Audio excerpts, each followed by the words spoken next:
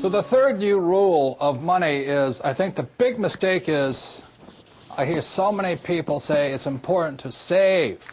That's ridiculous. And the reason that's ridiculous is because what happened in 1971 is crucial. In 1971, the U.S. dollar stopped being money. In 1971, the U.S. dollar became a currency. And what that meant is Richard Nixon, in 1971, the president, took us off the gold standard. That's like giving an alcoholic free rein to the bar, or it's like giving somebody who can't control their spending unlimited credit cards. So what's happening is all the savers today are losers. You know, the problem with 1971 is that the federal government keeps printing money, so the value of your money keeps going down. So these people, I'm saving, and if you notice, as the value of the dollar goes down, prices go up. So they call this inflation.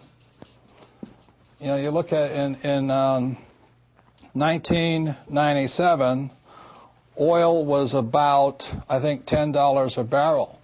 10 years later, it's about 135 a barrel. So they say it's inflation, but really what it is the dollar's value coming down. So savers are getting wiped out today. So to keep saying to yourself and to your kids to save money, that is not the new rule. That's an old rule. So a very big problem for most people is stop using the word save and use the word hedge. You've got to hedge your money, hedge against losses. Like when I buy a stock, I put a hedge in. I put a stop loss or a put inside of it or a call, whatever I'm doing. I want to stop it. So today, I don't save money. I'm hedging. So in 1997, I started investing in oil, gold, and silver. So as the dollar dropped, oil, gold, and silver went up. So I'm not betting so much on oil, gold, and silver. I'm betting against the U.S. dollar. And that's why this idea that you're going to tell people you need to save money, that's really, really an obsolete idea, because the idea went obsolete in 1971.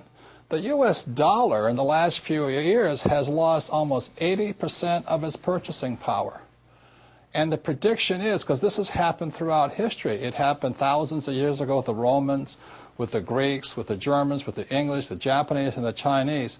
Every time they've made money into a currency, something you could print at unlimited, every time that has happened, the currency has gone to its true value, which is zero.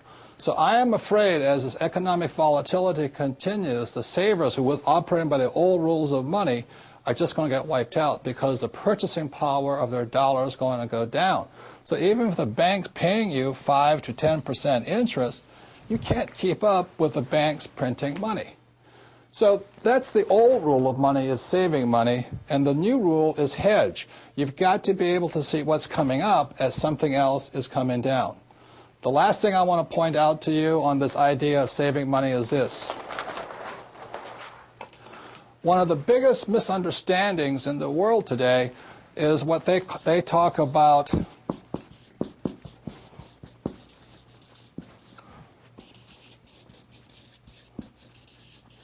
if I misspell again, apologize, is the U.S. Federal Reserve Bank, which I believe was created in 1913.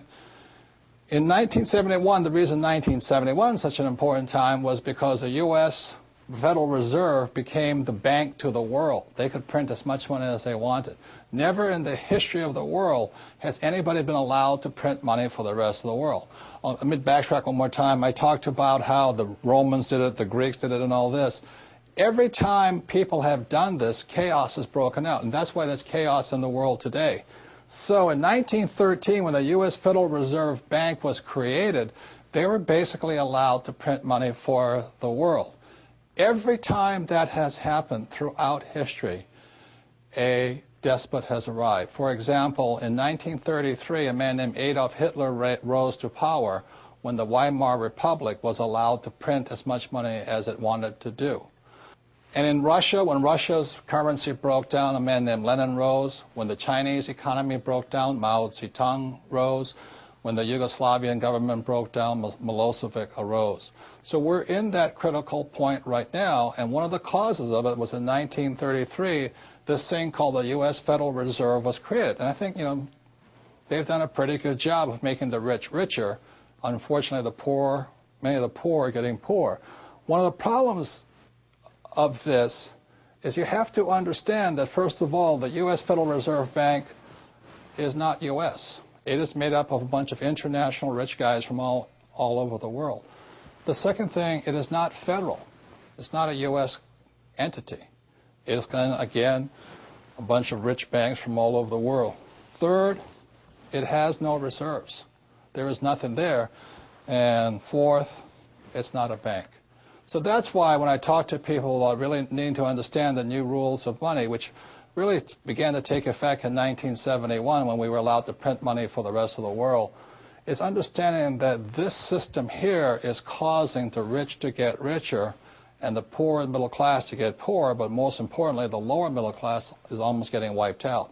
High prices, volatilities in the market, food getting more expensive, gas getting more expensive, savings getting wiped out, home values going around. And the reason the troubles have started, again, is the U.S. Federal Reserve Bank is not U.S., it's not federal, there's no reserve, it's not a bank. So if you understand that, then you can start to hedge your position rather than save money. And that's the new rule of money.